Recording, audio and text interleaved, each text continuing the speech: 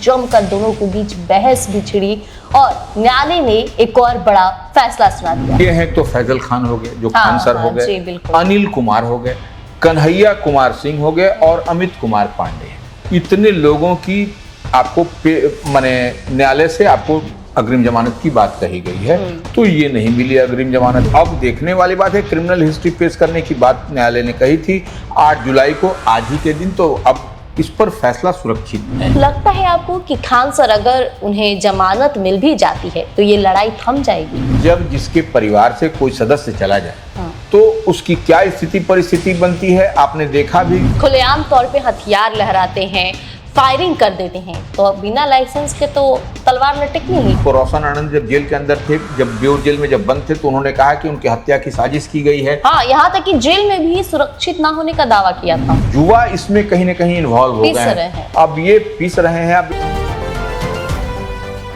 नमस्कार, मैं प्रिया राज, आप देख रहे हैं स्वराज पोस्ट। आप सभी दर्शकों का बहुत बहुत स्वागत है हमारे खास प्रोग्राम पैनी नजर में।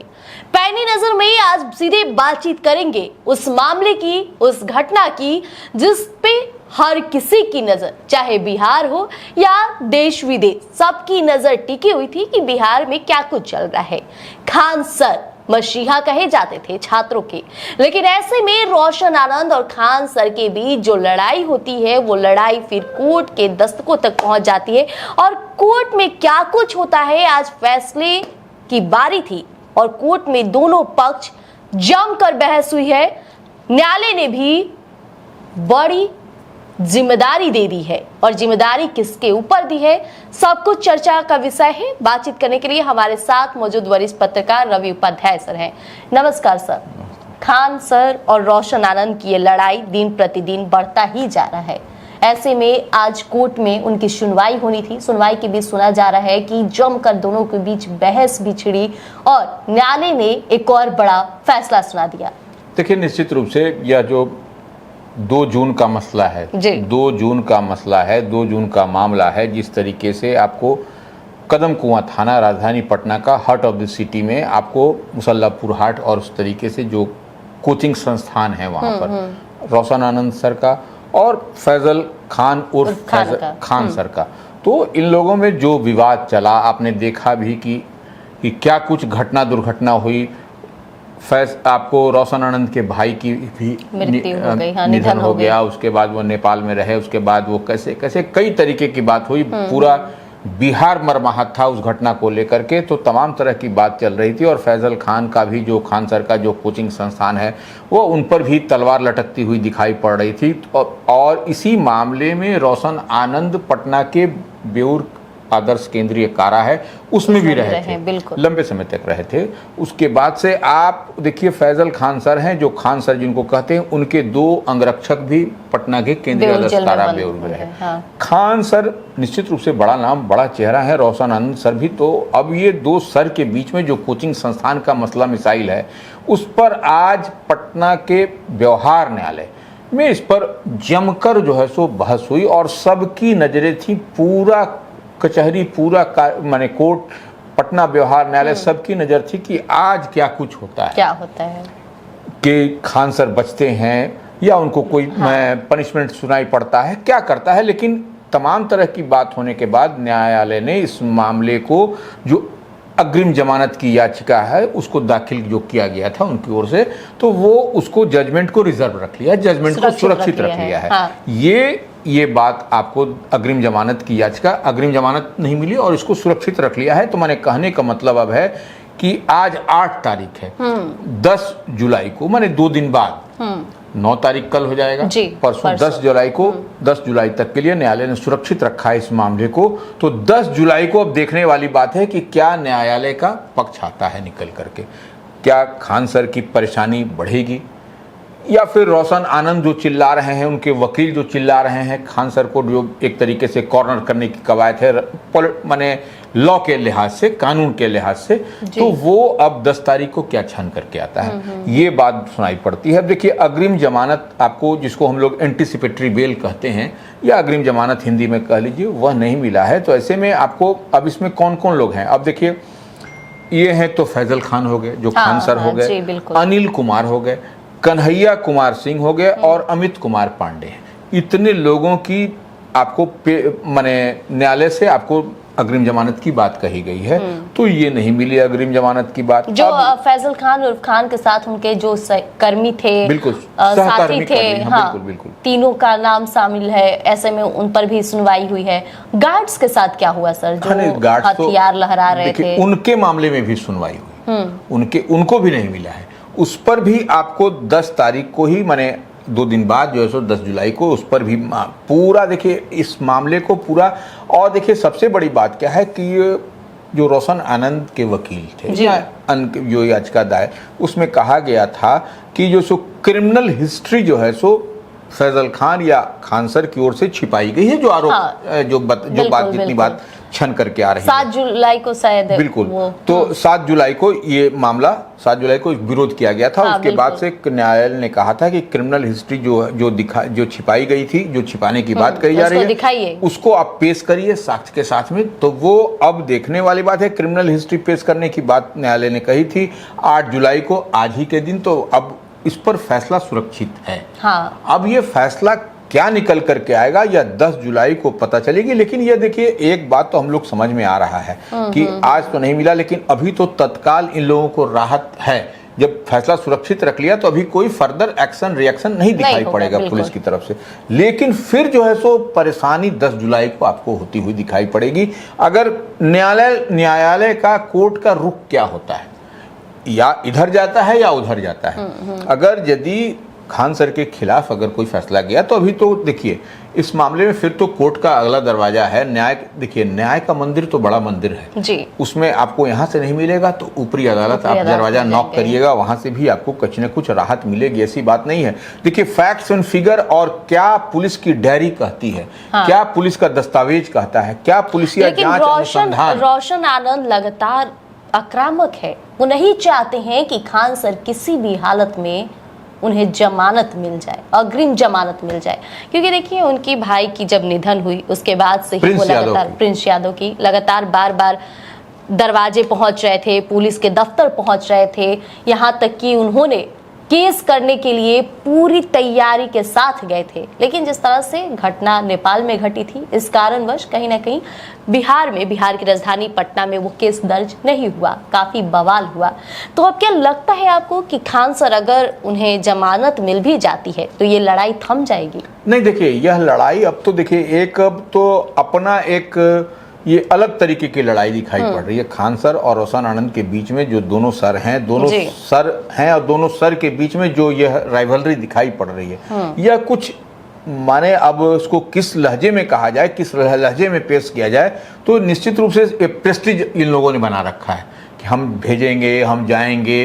देखिए सवाल ये है कि यह आपको 2 जून की जो घटना है निश्चित रूप से दुर्भाग्यपूर्ण घटना है और इस घटना का जिक्र नहीं होना चाहिए बार बार कि 2 जून की घटना के समय आप क्या हुआ, कैसे उनके रोशन आनंद के भाई जो प्रिंस यादव अपने चले गए यहाँ से, डर से वो बेचारे चले गए कि कहीं कुछ हम भी फंस नहीं जाएं या हम कानून शिकंजे की जद में नहीं आ जाएं। नाम तो उनका भी था। बिल्कुल, तो वो इस लिहाज से वह चले गए, वह स्किप कर गए, चले गए। तो अब आपको यह दिखाई पड़ता है कि यह मामला कितना तूल पकड़ रहा है। बिल्कुल। और जब जिसके परिवार से कोई सदस्य चला जाए तो उसकी क्या स्थिति परिस्थिति बनती है, आपने देखा भी कि किस तरीके से स्थिति रहती है। कि भरत भूषण तिवारी की आप देख रहे हैं ना, कि भरत भूषण तिवारी का जो बिलोटी की घटना है, किस तरीके से भरत तिवारी के चले जाने के बाद वहां पर क्या समा और क्या फिजा बिलोटी में, भोजपुर में, आरा में होता हुआ दिखाई पड़ रहा है। तो ये इस आपको रोशन आनंद के भी भाई की जो मौत हुई, जो निधन हुआ, तो यह भी उस परिवार के लिए, उनके चाहने वाले, उनके समर्थकों के लिए दुख की बात है। लेकिन अब देखिए यह दुख की बात है या जो भी है, अब यह न्यायालय पर सबकी नजर टिकी हुई है कि क्या खान सर का और रोशन आनंद का जो मसला है, जो मामला है, जो विवाद है, वह कहां तक जाता है और क्या न्यायालय में आपको जाता है। देखिए कॉल फॉर डायरी भी हुई थी, न्यायालय से ने स्पष्टता के साथ कहा था कि कदम कुआं थाना को कि पूरी तरीके से आपको उनके माने वकील के माध्यम से कि आप जो सो सारे दस्तावेज हमको उपलब्ध कराइए। बिल्कुल। सब कुछ दस्तावेज उपलब्ध कराया, जिसमें आपके क्रिमिनल हिस्ट्री भी होने चाहिए। बिल्कुल, तो ये भी सब कुछ अब उसमें हो गया। अब देखिए अदालत जो है, जो सुरक्षा कर्मियों के हथियार की जो बात आ रही थी, जो खान सर के हथियार लाइसेंस की बात, उसकी भी जांच की गई, उस पर भी अब देखा गया कि कौन यहाँ ऑल ओवर इंडिया का लाइसेंस है कि नहीं, वो कैसे उनके अंगरक्षक जो है सो लाइसेंस रखे हुए हैं। यह भी तो है ना कि आपको अगर जब आप खुलेआम तौर पे हथियार लहराते हैं, फायरिंग कर देते हैं, तो बिना लाइसेंस के तो तलवार लटकनी ही है। देखिए अब जैसे हथियार है, हथियार का आपका अगर यदि बिहार का लाइसेंस है, बिहार में आपके हथियार आपके अपनी सुरक्षा के लिए है, तो उसको आप उत्तर प्रदेश में नहीं ले जा सकते। बिल्कुल, बिल्कुल। वो आप उसके लिए ऑल इंडिया, हाँ, है ना? और वो सिर्फ बिहार के अंदर ही आप लेकर के मूव कर सकते हैं, और वह दूसरे प्रदेश का यदि है तो ऑल इंडिया आप कैसे लेकर के घूमिएगा। तो यह एक तो पेंच फंसता हुआ दिख रहा है, यहाँ पर है। और उस पर से पब्लिक के बीच में आपने फायर किया, ठीक है, आपने गोलीबारी की, सेल्फ प्रोटेक्शन में फायर किया, क्या है, या तो पुलिसिया अनुसंधान है, यह जांच की रिपोर्ट है।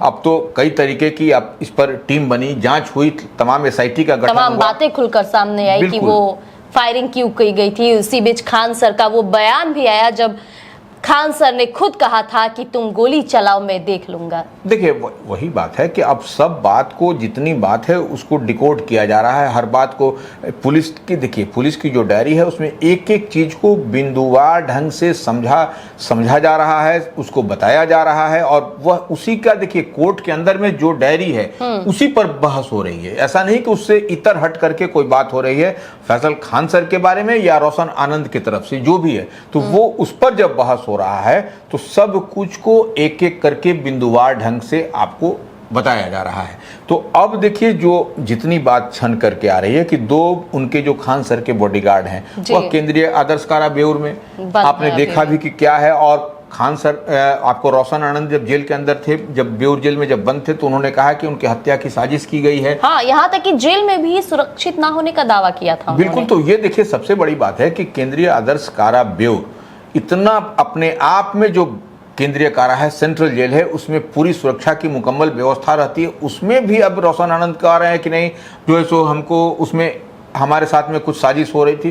तो ये देखिए बड़ी बात है। और उस दरमियान खान सर के बॉडीगार्ड उसके अंदर भी थे, स्पष्टता के साथ वह कह रहे हैं रोशन आनंद की किसने उन पर ये कर रहा था। तो ये कई तरीके की बात है और पुलिस जांच क्या कहती है, लेकिन अब सबकी नजर आपको रहेगी 10 तारीख जी कि क्या कुछ होता है। देखिए घटना हुआ है कै तारीख को, 2 जून को ये मामला चला गया जुलाई में। तो अभी तक जो है और कोचिंग संस्थान अस्त व्यस्त, सारे जगह कोचिंग संस्थान। हाँ, अभी पूरी तरह से पढ़ाई स्थिर नहीं हुई है, क्योंकि अगर हम बच्चों की बात करें, जो क्लासेस पहले चलते थे, जो टाइमिंग थी, सब कुछ में फेरबदल तो हुआ ही है। देखिए फेरबदल का और टाइमिंग की बात यह तो एक अलग बात है, लेकिन जो परिवार के बच्चे बाहर से आकर के पटना में रह रहे हैं, छात्रावास में रह रहे हैं या रूम किराए पर लेकर के रह रहे हैं, तो वह भी तो एक एक्सपेंस बढ़ रहा है।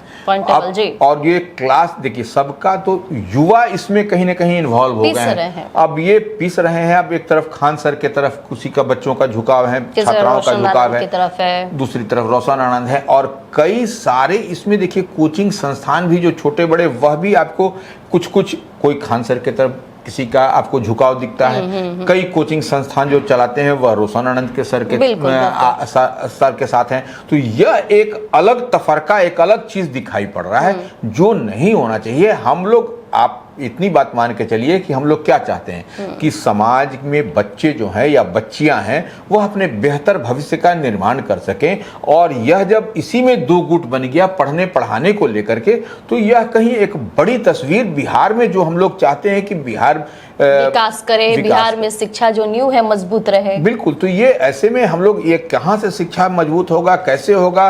कोचिंग संस्थान में ठीक है, खान सर भी बहुत अच्छा पढ़ाते हैं, उनके बच्चे निकल करके, रोशन आनंद सर भी अच्छा पढ़ाते हैं। देखिए उनके बच्चे आपको बेहतर करते हुए दिखाई करते हैं, हाँ, लाते भी हैं। अब लेकिन तब है कि मान लीजिए जो बच्चे अब सफर कर रहे हैं, हाँ, या जो बच्चियां सफर कर रही हैं, जिनको पैसा लग रहा है, जिनके माता पिता बहुत कठिन मेहनत परिश्रम से पैसा भेजते हैं पटना में रहने के लिए, कोचिंग संस्थान में पढ़ने के लिए हो, या एडमिशन के लिए हो, या फिर रहने के लिए अपने बच्चों बच्चियों के लिए, तो यह एक तो निश्चित रूप से मुसीबत की बात है, उन लोगों के लिए परेशानी का सबब है। और इस पर अब बच्चे बच्चियां पढ़ेंगे क्या? अब तो इन लोगों का डायरेक्शन अब तो दूसरे, अब तो जिंदाबाद की ओर चला जा रहा है कि फलना सर जिंदाबाद, फलना सर ये, तो ये एक अजीबोगरीब दृश्य दिखाई पड़ रहा है जो हमको समझना पड़ेगा। और कैसे ये सब कुछ माकूल हो पाएगा, कैसे बेहतर हो पाएगा, क्या कुछ होगा, कैसे बच्चों का भविष्य कुछ आने वाले समय में बेहतर होगा, इस पर भी सरकार को, हालांकि देखिए पटना जिला प्रशासन कह लीजिए, बिहार सरकार कह लीजिए, नकेल तो कसी है।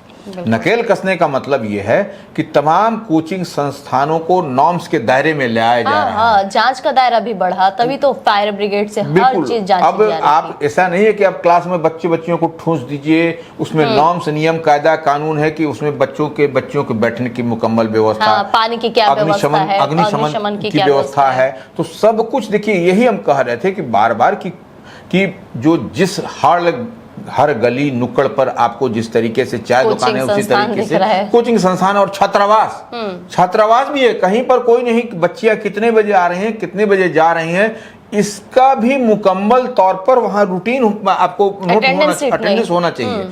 कितने बजे आना, कितने बजे जाना, कौन पेरेंट्स आ रहे हैं कि नहीं, किनके साथ बच्चियां निकल रही हैं।